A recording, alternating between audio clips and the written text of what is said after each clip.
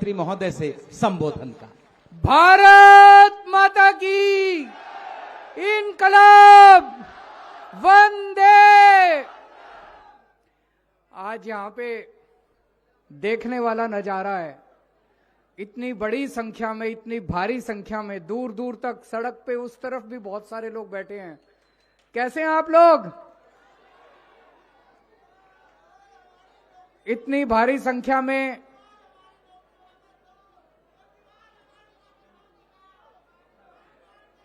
मैं आपकी भी बात करूंगा, चिंता ना करो। आपकी भी बात करूंगा, चिंता ना करो।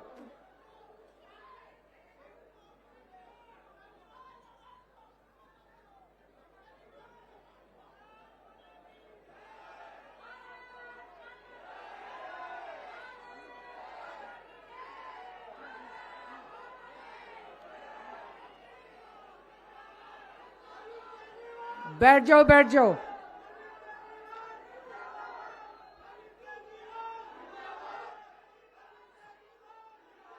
पूरी दिल्ली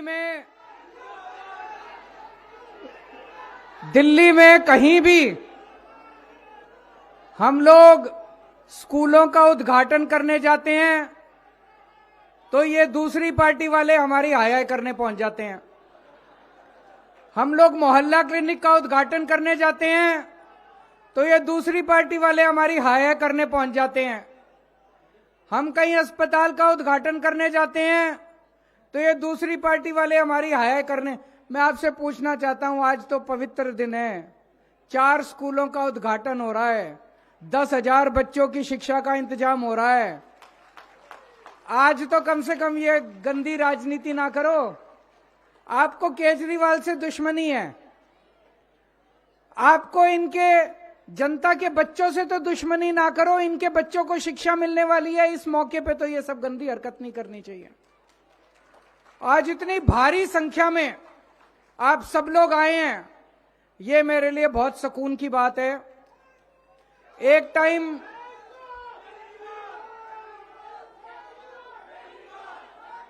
टाइम ऐसा था, थैंक यू। एक टाइम ऐसा था दिल्ली में जब सरकारी स्कूलों की इतनी बुरी हालत थी, गरीबों को अपने बच्चों को मजबूरी में सरकारी स्कूलों में भेजना पड़ता था। पैसे नहीं थे, प्राइवेट स्कूलों की फीस अनाप शनाप होती थी, प्राइवेट स्कूलों में भेज नहीं सकते थे। लेकिन जब गरीब आदमी अपने बच्चों को सरकारी स्कूल में भेजता था, उसको उम्मीद नहीं थी कि मेरे बच्चे पढ़ लिख के कुछ बनेंगे। सरकारी स्कूलों में पढ़ाई के नाम पे बिल्कुल जीरो था। आज 4 सरकारी स्कूलों के उद्घाटन के ऊपर, 4 सरकारी स्कूलों के उद्घाटन के उपलक्ष्य में इतनी भारी भीड़ जमा हुई है। इसका मतलब लोगों के अंदर उम्मीद जागी है कि अब हमारे बच्चों को अच्छी शिक्षा मिले। यह मेरे लिए सबसे सुकून की बात है। जो उम्मीद एक गरीब आदमी खो चुका था, रिक्शे वाला, मजदूर, किसान, दिहाड़ी वाला, प्लम्बर, इलेक्ट्रिशियन, एक गरीब आदमी जो उम्मीद खो चुका था कि मेरे बच्चों को अच्छी शिक्षा मिल सकती है, एक गरीब आदमी ये उम्मीद खो चुका था कि मेरे बच्चे भी बड़े होकर डॉक्टर, इंजीनियर बन सकते हैं, वो उम्मीद गरीबों के अंदर दोबारा जागी है कि मेरे बच्चों को भी अच्छा भविष्य मिल सकता है। ये मेरे लिए सबसे बड़ी बात है। आज पहले क्या था, पड़ोस में एक परिवार रहता है, उसमें प्राइवेट स्कूल का बच्चा जाता है, प्राइवेट स्कूल में हमारा बच्चा जाता है सरकारी स्कूल में। जब सरकारी स्कूल वाला बच्चा प्राइवेट स्कूल वाले बच्चे के साथ मिलता था तो सरकारी स्कूल वाले को थोड़ी सी हीन भावना लगती थी कि मैं इससे कमजोर हूं, मैं इससे छोटा हूं। आज जब एक प्राइवेट स्कूल वाला और सरकारी स्कूल वाला बच्चा मिलते हैं तो सरकारी स्कूल वाला बच्चा भी अपनी कॉलर ऊपर करके बात करता है, उससे उसमें कॉन्फिडेंस आ गया कि अब मैं भी अच्छे स्कूल के अंदर पढ़ता हूं। अभी जैसे बताया, हमारे जितने सरकारी स्कूल बन रहे हैं, इतनी शानदार बिल्डिंग बन रही है, किसी प्राइवेट स्कूल की इतनी शानदार बिल्डिंग नहीं है। शानदार टीचर है हमारे, किसी प्राइवेट स्कूल में इतने शानदार टीचर नहीं है। और सबसे बड़ी बात है, शानदार नतीजे आ रहे हैं, जो नतीजे आज प्राइवेट स्कूलों के भी नहीं आ रहे दोस्तों। मुझे बेहद खुशी है आज इस मौके के ऊपर, जबकि यहां 4 नए स्कूलों का उद्घाटन किया जा रहा है। इसमें 10,000 बच्चे एक साथ 10,000 बच्चों की शिक्षा का आज इंतजाम किया जा रहा है। ये स्कूल 1 साल में बनके तैयार हो जाएंगे। आज इनकी नींव रखी जा रही है और मुझे पूरा यकीन है 1 साल के बाद आप लोगों के बीच में मैं उद्घाटन करने के लिए आऊंगा। इस मौके पे मुझे आज आपके बीच में आने का मौका मिला, मैं अपने आप को बड़ा सौभाग्यशाली समझता हूं। लेकिन इसका बहुत बड़ा श्रेय मैं आपके विधायक, आपके एमएलए ऋतुराज को देता हूं। ये दोनों जमीन जो है ये डीडीए की जमीन है। डीडीए इतनी आसानी से जमीन देता नहीं है। इन्होंने पीछे पढ़ पढ़ के डीडीए से ये जमीन ली। उसके बाद एजुकेशन डिपार्टमेंट में पीछे पढ़ के इन्होंने सारी फाइलें साइन कराई। आज इस मौके पे मैं डीडीए का भी धन्यवाद करना चाहता हूं, शिक्षा विभाग को भी बधाई देना चाहता हूं, जिन्होंने आज ये संभव कर पाया कि ये चारों स्कूलों का उद्घाटन शिलान्यास किया जा रहा है। अभी तक आपके इलाके में टोटल 10 स्कूल थे। उन 10 स्कूलों की पहले हालत बहुत खराब थी। एक वो सामने वाला स्कूल है, ये भी बता रहे हैं, पहले टाट के अंदर चलता था और टिन के अंदर चलता था। अब देखो शानदार बिल्डिंग बनी पड़ी है। 10 स्कूल थे पहले, 10 के 10 की बुरी हालत थी। सबसे पहले हमने वो 10 स्कूल शानदार बनाए, अच्छे बनाए। अब 10 नए स्कूल बन रहे हैं, जिसमें से 4 स्कूल ये यहां पे बनेंगे। 10 नए स्कूल बन रहे हैं। इन 4 स्कूलों में 10,000 नए बच्चे पढ़ेंगे और 20 स्कूल टोटल किराड़ी विधानसभा में हो जाएंगे। उसके बाद आपके बच्चों को शिक्षा की कोई समस्या नहीं होगी, शानदार शिक्षा मिलेगी। आपके बच्चों को दूर दूर चल के नहीं जाना पड़ेगा शिक्षा के लिए, सबका इंतजाम हो जाएगा। पूरी दिल्ली के अंदर अब हमने नक्शा बनाया। पूरी दिल्ली में सरकारी स्कूल जो थे वो तो अच्छे कर दिए, लेकिन कई इलाके ऐसे हैं दिल्ली में जहां पे स्कूलों की कमी है। कुछ जगह ऐसी हैं जहां ज्यादा स्कूल हो गए, कुछ जगह ऐसी है जहां स्कूलों की कमी है। उसकी पूरी लिस्ट बनाई है। पूरी दिल्ली में जहां जहां स्कूलों की कमी है, अब नए स्कूल हम वहां वहां बनाते जा रहे हैं, ताकि गरीबों के बच्चों को अपने घर के पास ही शिक्षा का इंतजाम हो सके। और शानदार स्कूल बन रहे हैं। लेबोरेटरी बनेंगी, शानदार लेबोरेटरी। पूरे देश में किसी राज्य में चले जाओ, यूपी में, राजस्थान में, मध्य प्रदेश में, बिहार में, कहीं आपको स्कूलों के अंदर, सरकारी स्कूलों में laboratory, auditorium, library, staff room, activity room, पता नहीं क्या क्या इतनी सुविधाएं मिल रही हैं जो प्राइवेट स्कूलों में आज आपको कहीं नहीं मिलेंगी, जो सरकारी स्कूलों के अंदर आज आपको सुविधाएं मिल रही हैं। यह संभव हो पाया क्योंकि हम दिल्ली सरकार का बहुत बड़ा बजट शिक्षा और स्वास्थ्य पे खर्च करते हैं। अभी अभी केंद्र सरकार ने अपना बजट लेके आई है। केंद्र सरकार पूरे देश का बजट अभी अभी आया, आपने अखबारों में पढ़ा होगा। पूरे देश पे केंद्र सरकार स्कूलों और अस्पताल के ऊपर 4% बजट खर्च कर रही है। पूरे देश का 4% बजट स्कूल और अस्पताल पे केंद्र सरकार। दिल्ली सरकार पिछले 8 साल से हर साल 40% बजट अपना स्कूल और अस्पताल पे खर्च करते हैं। 40% पैसा खर्च नहीं करेंगे तो स्कूल ठीक कैसे होंगे? अपने आप तो होंगे नहीं, पैसा खर्च करना पड़ता है। हम 40% दिल्ली का बजट स्कूल और अस्पताल पे खर्च करते हैं, केंद्र सरकार केवल 4% करती है। मैं दिल्ली के 2 करोड़ लोगों को अपना परिवार मानता हूं। आप सब लोगों को मैं अपना परिवार मानता हूं। आपके बच्चों को मैं अपना बच्चा मानता हूं। और मैंने कसम खाई है, मेरे को भगवान ने किस्मत से सब कुछ दिया जिंदगी में। मेरे बच्चों को अच्छी शिक्षा मिली है। मैंने कसम खाई है, जो शिक्षा मेरे देश ने मेरे बच्चों को दी, जो शिक्षा मेरे देश ने मेरे को दी, वैसी ही अच्छी शिक्षा इस देश के हर बच्चे को मिलनी चाहिए। इसके लिए मैं काम करता रहूंगा। हम अपना परिवार पालते हैं। परिवार में चाहे कोई आदमी कितना भी गरीब क्यों ना हो, गरीब से गरीब आदमी क्यों ना हो, सबसे पहले वो क्या करता है? अपने बच्चों की अच्छी परवरिश करना चाहता है। अपने को रोटी ना मिले ना मिले, बच्चों को पूरी रोटी मिलनी चाहिए, बच्चों को दूध मिलना चाहिए, बच्चों को फल मिलने चाहिए, बच्चों को ठीक से सब्जी मिलनी चाहिए, बच्चों को अच्छी शिक्षा मिलनी चाहिए। गरीब से गरीब आदमी भी सोचता है एक टाइम की रोटी कम खा लूंगा, मेरे बच्चे को अच्छी शिक्षा मिलनी चाहिए, है कि नहीं है? सबसे पहले आदमी अपने बच्चों को अच्छी शिक्षा देना चाहता है। वही हमने अपने दिल्ली सरकार में अपनाया है कि 2 सड़क कम बना देंगे, पहले अपने सारे दिल्ली के बच्चों को अच्छी से अच्छी शिक्षा का इंतजाम करेंगे।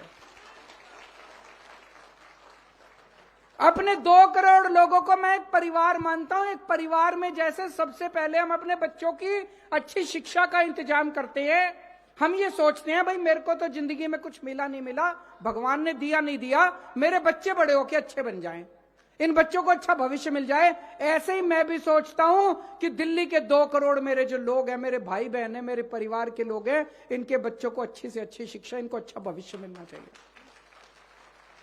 दूसरी चीज आदमी सोचता है, घर में कोई बीमार हो जाए, मां बीमार हो जाए, पिताजी बीमार हो जाए, बच्चे बीमार हो जाए, बीवी बीमार हो जाए, उसको अच्छा इलाज मिलना चाहिए। अगर कोई बीमार हो जाए, आदमी अच्छे से अच्छे अस्पताल में ले जाने की कोशिश करता है, अच्छे से अच्छा इलाज कराने की कोशिश करता है, चाहे जमीन बेचनी पड़ जाए, चाहे घर के गहने बेचने पड़ जाए, चाहे कर्ज लेना पड़े, आदमी अच्छे से अच्छा इलाज कर। दूसरी हर आदमी की, हर परिवार की प्रायोरिटी होती है। वही मैंने भी सोचा कि एक तो अच्छी शिक्षा का इंतजाम करना है, और पूरी दिल्ली के अंदर कोई बीमार हो जाए, पैसे की कमी की वजह से उसके इलाज में किसी किस्म की कमी नहीं आनी चाहिए।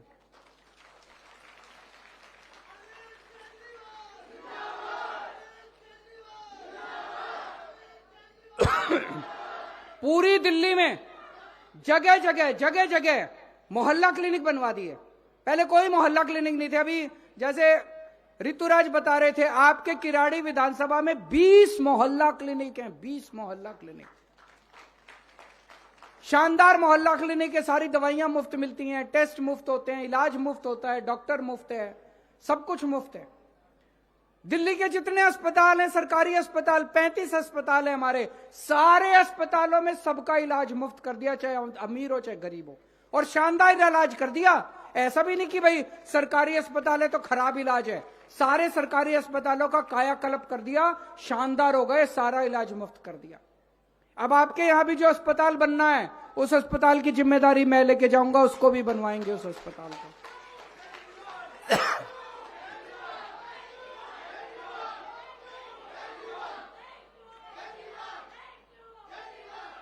दिल्ली में सबसे ज्यादा राजनीति कच्ची कॉलोनी में रहने वालों के साथ हुई है। हर चुनाव के पहले ये दूसरी पार्टी वाले आके कहते थे हमको वोट दे दो, हम जीत गए तो कच्ची कॉलोनी के लिए कर देंगे, कच्ची कॉलोनियों के लिए कर देंगे। किसी ने नहीं करा, ना उस पार्टी ने करा, ना उस पार्टी ने करा। आज पूरी दिल्ली में सारी कच्ची कॉलोनियों के अंदर सड़कें बनवा रहे हैं हम लोग, सीवर की पाइपलाइन डलवा रहे हैं, पानी की पाइपलाइन डलवा रहे हैं। आपके किराड़ी विधानसभा में सारी कच्ची कॉलोनियों को मिला के 5000 सड़कें बननी हैं, 5000 सड़कें। 5000 में से 3000 सड़कें बन चुकी हैं। 75 साल में जो काम नहीं हुआ, हमने 5 साल में करके दिखा दिया। 75 साल में एक सड़क नहीं बनवाई उन लोगों ने, किराड़ी की एक सड़क नहीं बनवाई दूसरी पार्टी वालों ने 75 साल में। 5 साल में 3000 सड़कें बनवा दी, बाकी जो 2000 बची हुई सड़कें हैं उस पे काम चल रहा है। 1 साल में बाकी 2000 सड़कें भी बन जाएंगी। अगले चुनाव के पहले एक भी सड़क किराड़ी में नहीं होगी जो कच्ची हो, पक्की बड़ सड़कें बन जाएंगी। और सारी सड़कों में सीवर की पाइपलाइन डल रही है, पानी की पाइपलाइन डल रही है। ये सीवेज पंपिंग स्टेशन जो सामने बन रहा है, दिल्ली का सबसे बड़ा पंपिंग स्टेशन है। अभी मैं आ रहा था, दोनों तरफ सड़क के इतना पानी भरा पड़ा था, इतना पानी भरा पड़ा था। ये 3 महीने में बन के तैयार हो जाएगा। उसके बाद ये सारा पानी यहां से निकल के साफ होने के लिए सारा साफ हो जाएगा, कहीं गंदा पानी नहीं रहेगा।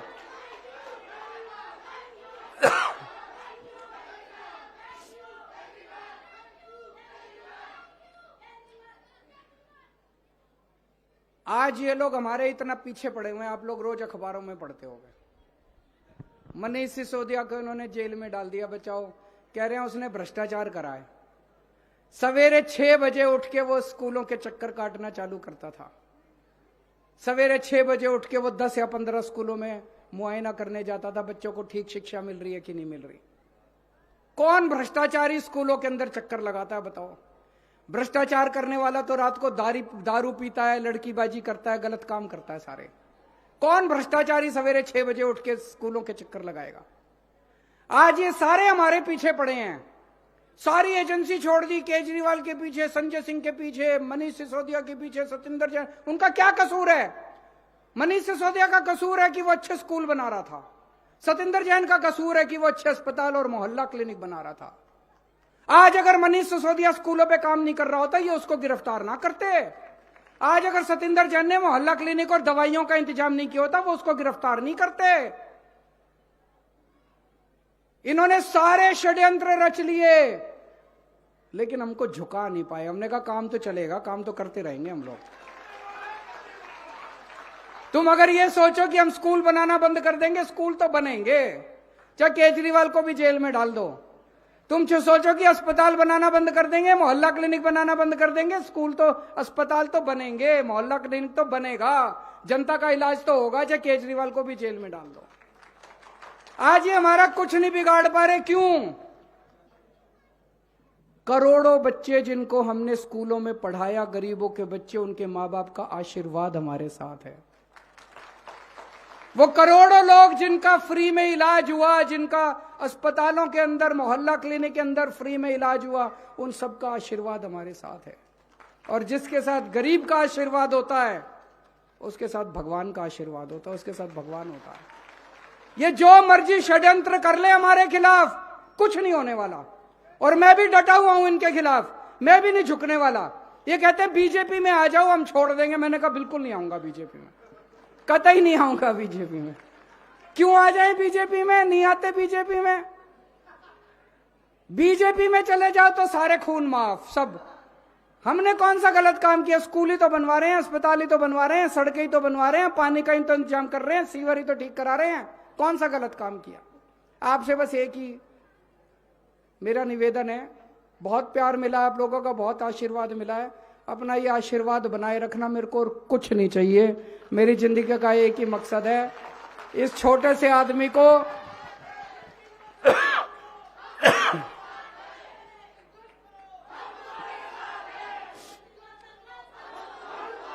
इस छोटे से आदमी को कल तक मैं दिल्ली की गलियों में घूमा करता था यूं ही।